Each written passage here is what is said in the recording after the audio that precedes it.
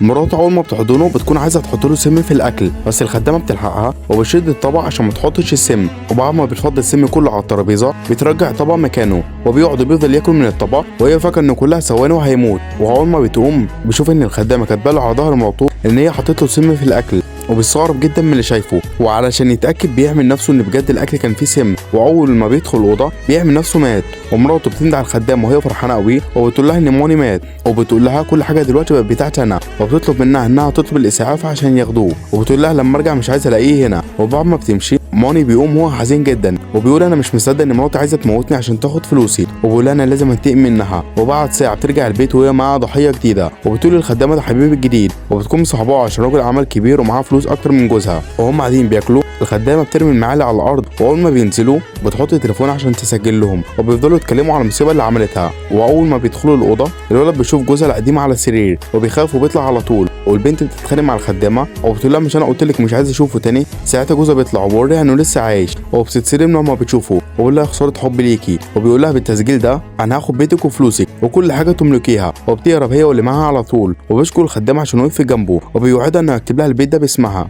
لو شايف انها تستاهل. صلى على النبي.